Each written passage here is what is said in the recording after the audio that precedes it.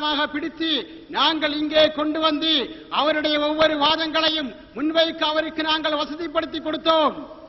ஒவ்வொரு எங்களுடைய ஃபிக்ஹ் கிதாபுகளில் உள்ள ஒவ்வொரு சம்பவங்களை சொன்னார்கள்.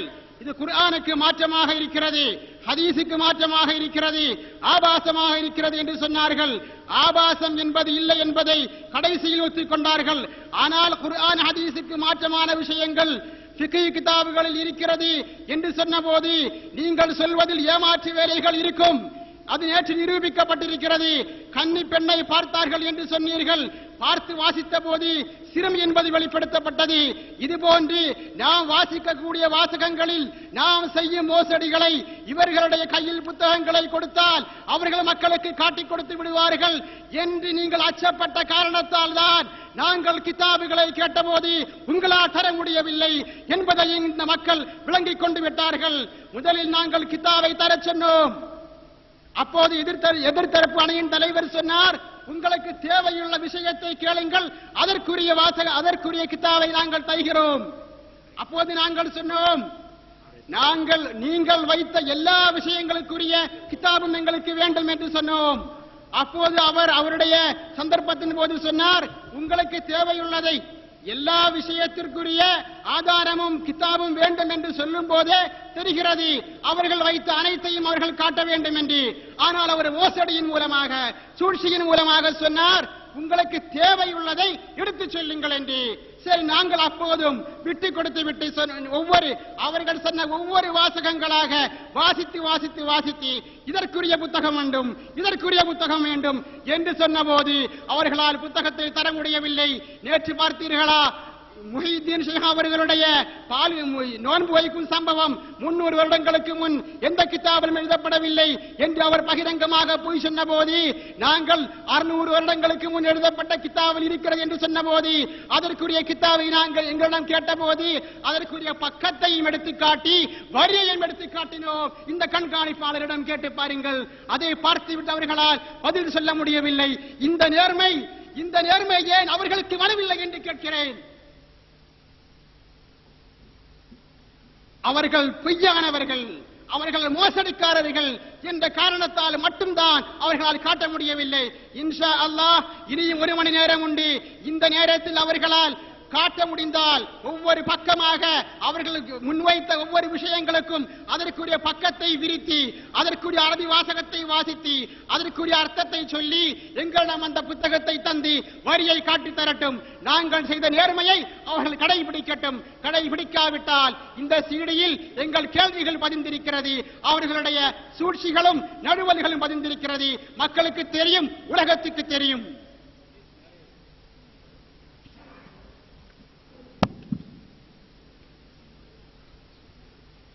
இப்ப சிமாக்க பத்தி நம்ம விவரம் கொடுத்துட்டனால அது பலவீனமான ஹதீஸ் ஆகி போச்சு. இப்ப நம்ம என்ன சொல்றோம், பலவீனமான ஹதீஸை கொண்டு அமல் செய்யக்கூடாதுன்னு சொல்லக்கூடியவர்கள் இந்த பலவீனமான ஹதீஸை வைத்துக் கொண்டு ஏன் நெஞ்சிலே கேட்கொட்ட சொன்னார்கள்? இது எங்களுடைய கேள்வி. இல்ல 4 பேர் தப்பா சொன்னாலும் 4 பேர் நல்லா தானே சொல்றாங்க அப்படின்னு சொன்னா அது இந்த அரங்கத்துல ஒரு உண்மையை நீங்க ஒப்புக்கொள்ளணும். எப்போதும் அது தொடரும். அதாவது ஒரு ராவியை பத்தி 4 பேர் சில பேர் சொல்லுவாங்க, இன்னும் 4 பேர் நல்லவங்க சொன்னாங்க, அந்த ஹதீஸெல்லாம் எடுத்துக்கிறலாம் அப்படிங்கிற வாக்குமூலத்தை இந்த அரங்கத்துல தரணும். வெளியில அப்படிதான் நீங்க நடக்கணும். 4 பேர் நல்லன்னு சொல்லி 4 பேர் தப்பான்னு சொன்னா அதை எடுத்துக்கலாம், வாக்குமூலத்தை கொடுங்க, வெளியே வாங்க, நாங்க தருவோம் ஹதீஸ். நீங்க நாங்க தர்றதையெல்லாம் ஒரு ஆள் 2 ஆள் சொல்ற விவகாரம் பண்ணி தட்டிட்டே இருந்தீங்களே. இத்தனை பேர் குறை சொல்ற ஹதீஸ பாவம் அரபி தெரியாத இளைஞர்கள் கிட்டா பார்க்க போறாங்க, இது ஆதாரபூர்வமானதான் கொடுத்துட்டீங்க, நம்பினாங்க, கட்டிட்டாங்களே. அப்ப இந்த அரங்கத்துல உங்களை நம்பியே சில சட்டங்களை பின்பற்றி கொடுக்கக்கூடிய அந்த இளைஞர்களுக்கு சொல்லுங்க, உண்மையை சொல்லுங்க. ஏன் அந்த இளைஞர்களுக்கு எங்களுக்கு ஆர்வம் இருக்கிறது. நாங்கள் மட்டும் சொர்க்கத்திற்கு சென்றால் போதாது, இந்த இளைஞர்களையும் சேர்த்துக் கொண்டு சொர்க்கத்திற்கு செல்ல வேண்டும் என்று விரும்புகிறோம். அதனால்தான் இப்படிப்பட்ட தெளிவு. யார் எப்படி போனா தான் என்னடா எங்க வேலையை பார்த்துக்கிட்டு இருப்போம். எங்களுக்கு இப்படி வழக்கு கொடுக்க தேவையில்லை. அன்புள்ள சகோதரர்களே, நான் அந்த 3 தலாக் சம்பந்தமாக சொல்லிக் கொண்டிருந்தேன். அந்த சஹீஹ் முஸ்லிமில் ஒரு ஹதீஸ் என்ன சொல்லுகிறது என்று சொன்னால், நபிகள் நாயகம் ஸல்லல்லாஹு அலைஹி வஸல்லம் அவங்களுடைய காலத்திலையும் அபூபக்கர் சித்தீக் ரலியல்லாஹு அன்ஹுடைய காலத்திலையும் உமர் ரலியல்லாஹு அன்ஹுடைய ஆரம்ப ஆட்சி காலத்திலையும் 3 தலாக் என்று ஒருத்தன் சொன்னால் இன்னமாயு அத்து வாஹிதா, அது ஒன்று என்றுதான் கணக்கில் எடுத்துக்கணும். தலாக்குங்கிறான், ஒரு தலாக்கு சொல்லியிருக்கான்னு அர்த்தம். நம்பரை பார்க்க கூடாது, 3 கட்டத்தில் சொல்றானான்னு பார்க்கணும். இதுதான் ரசூலுல்லாஹ் காலத்து நடைமுறை அப்படின்ட்டு அந்த ஹதீஸ்ல இருக்கிறது. அதிலே வருகிறது, உமர் ரலியல்லாஹுடைய ஆட்சியில வரும் பொழுது அவங்க என்ன செய்யறாங்கன்னு கேட்டா, எதுல நிதானத்தை கடைபிடிக்க வேண்டுமோ அதுல மக்கள் அவசரத்தை கையாளுற காரணத்தினால் அமுலைனா நாம இதை சட்டமாக்கிடுவோம், 3 செல்லும் ஆக்கிடுவோம் என்று சொல்லிவிட்டு அமுலாஹு அலைஹிம் அவர்களுக்கு சட்டமாக ஆக்கினார்கள் வருது. இப்ப நான் உங்கள்கிட்ட கேட்கிறது என்னவென்றால், மக்கள்கிட்ட நான் எடுத்து வைப்பது என்னவென்றால், அவங்க சொல்ற வாதத்துக்கு பதிலாக நான் வைப்பது என்னவென்றால், நபிகள் நாயகம் ஸல்லல்லாஹு அலைஹி வஸல்லம் காலத்துல தலாக் தலாக் தலாக்னு ஒருத்தன் சொன்னா ஒரு தலாக்கு சொல்லிட்டான், சேர்ந்துக்கப்பா, இன்னும் 2 சந்தர்ப்பம் இருக்குப்பா அப்படின்னு இருந்துச்சு. அபூபக்கர் சித்திக் காலத்திலும் அப்படித்தான் இருந்துச்சு, உமர் ரலியல்லாஹு காலத்திலையும் ஆரம்பத்தில் அப்படித்தான் இருந்துச்சு. அவசரமா தலாக்கு சொல்றாங்கிற காரணத்துக்கு தான் அவர் மாத்துறாரு. வேற ஒரு ஹதீஸ் ரசூலுல்லாஹ்ட்ட கிடைச்சுன்னு மாத்தினா பிரச்சனை இல்ல, இவரா மாத்துறேன்னு சொல்லப்பட்டிருக்கிறது. இப்னு அப்பாஸ் அறிவிக்கிறாங்க. அப்ப நம்ம என்ன கேட்கிறோம், நபிகள் நாயகம் ஸல்லல்லாஹு அலைஹி வஸல்லம் காலத்தில் இருந்த அந்த அழகிய நடைமுறையை உமர் ரலியல்லாஹு அன்ஹு மாற்றினார்கள் தெளிவா சொல்லப்படுது. இந்த 2இல் எது பெருசு? ரசூலுல்லாஹ் நடைமுறைப்படுத்தினார்கள் என்பதை ஏற்றுக்கொள்வது மறுமையில் வெற்றி தருமா?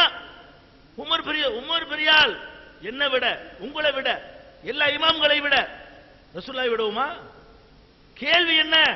நபிகள் நாயகம் ஸல்லல்லாஹு அலைஹி வஸல்லம் அவர்கள் 3 தலாக் என்று சொன்னா ஒரு தலாக்கு தான், அதை மாத்த யாருக்கு அதிகாரம் இருக்கிறது? இதுக்கு தான் முத்தலாக்கு சொன்னா ஒரு தலாக்குங்கிறோம். இதே சுன்னத்து ஜமாத்து உலமாக்கள் குடும்பத்தில் எத்தனை பேர், அவங்க குடும்பத்து பெண்கள் 3 தலாக்கு சொல்லப்பட்ட பொழுது அங்க நஜாத்து கரண்ட் போங்க, அவங்க ஒரு தலாக்கு தருவாங்க என்று எங்கள்கிட்ட அனுப்பி வைத்த கேசுகள் எல்லாம் இருக்கிறது. தனக்கு வரும் பொழுது, தன்னுடைய குடும்பத்திற்கு வரும் பொழுது. அதனால முத்தலாக்கு என்பதற்கு உமர் ரலியல்லாஹு அதுவும் டாபிக்கு சம்பந்தம் இல்லை, நாங்க மதுகபுல குப்பை இருக்குங்கிறோம். அவங்க வேற ஒரு விஷயத்தை எடுத்து போடுறாங்க, போட்டதுக்கெல்லாம் பதில் சொல்லணுங்கிறதுக்காக தான் இதையும் சொல்லிக்கிட்டு இருக்கிறேன். அப்ப 4க்கு சொல்லியாச்சு, 2 பாங்க சொல்லியாச்சு, தலாக்கு 3 தலாக்கு சொல்லியாச்சு, சாபிக்குனுல் அவ்வலின்னு சொல்லியாச்சு, ஃபஸூல் அஹ்லதிக்கு சொல்லியாச்சு. அடுத்து என்ன? நெஞ்சில கை கட்டுறது. நெஞ்சில கை கட்டுறதுங்கிற ஒரு ஹதீஸ் முஸ்னத் அஹ்மத் இப்னு ஹுசைமாவுல ஒன்று வருது. இப்னு ஹுசைமாவுல வரக்கூடிய அறிவிப்பாளர் முஅம்மல் என்பவர் வருகிறார். அவர் பலவீனமானவர் என்று சொன்னார்கள். இதை நாங்களே சொல்லி இருக்கிறோம். அந்த ஹதீஸை ஆதாரமாக வைத்து நாங்கள் சொல்லவில்லை.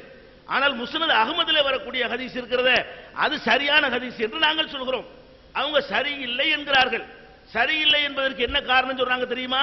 சிமாக்கு என்பவர், சிமாக் இப்னு ஹர்ப் என்பவர், ஹர்புடைய மகன் சிமாக் என்பவர் அதன் அறிவிப்பாளர்களில் ஒருவராக வருகிறார். அது சரியில்லைங்கிறாங்க. இந்த இடத்துல கொஞ்சம் ஹதீஸுடைய உசூல் அடிப்படை சம்பந்தமா இருக்கிறதுனால சிலதை நான் விளக்க வேண்டி இருக்கிறது. ஹதீஸ்ல ஒரு மனிதரை குறை சொல்றதா இருந்தா பலவிதமான குறை சொல்லுவாங்க. நினைவாற்றல் இல்லாத வரும்பாங்க, அது ஒரு குறை. இவர் யாருன்னே தெரியாதும்பாங்க, அது ஒரு குறை. அது மாதிரி இவர் கெட்ட ஆளு, செயல் கெட்ட ஆளு அப்படிம்பாங்க. இவர் சுன்னத்தை பேணாதவர் அப்படிம்பாங்க. இப்படி பலவிதமான குறைபாடுகள் இருக்கிறது. ஒவ்வொரு குறைபாடுகளையும் எப்படி பார்க்கணும்னு ஒரு பார்வையும் இருக்கிறது. இவருடைய குறைபாடு என்னவென்று கேட்டால், இவருக்கு 2 காலகட்டம். ஒரு காலகட்டத்தில் நல்ல விவரமா மூளை சார்பா இருந்துச்சு. வயசான காலத்தில் என்னவாயிரும், சில பேருக்கு நினைவாற்றல் குறைஞ்சு போயிடும். இளமையில இருந்த மாதிரி ஒரு 70 வயசுக்காரர் இருக்க மாட்டார்.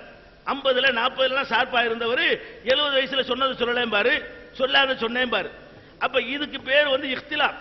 இஃப்திலாத்னு சொன்னா ஒரு குறிப்பிட்ட பருவம் வர்ற வரைக்கும் ஒழுங்கா இருந்து விட்டு ஒரு குறிப்பிட்ட பருவம் வந்த உடனே சேஞ்ச் ஆகி போயிட்டார்.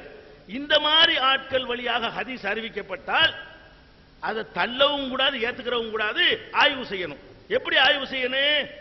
இவர் அறிவிக்கிற இந்த ஹதீஸை அவர் குழம்பி போன பிறகு அறிவித்தாரா, சார்பா இருந்தார்ல 35 வயசுல அறிவித்தாரா, 85 வயசுல அறிவித்தாரா, 40ல அறிவிச்சாரா, 70ல அறிவிச்சாரா என்று தேடி பார்க்கணும். ஒரு குறிப்பும் கிடைக்கல என்று சொன்னா அவருடைய அறிவிப்புகளை நிறுத்தி வைத்து விட வேண்டும். இந்த ஹதீஸ் உசூல்கள் எல்லாம் நீதிமன்றங்களுக்கு கூட கத்துக் கொடுக்கிற அளவுக்கு லாஜிக்கானது.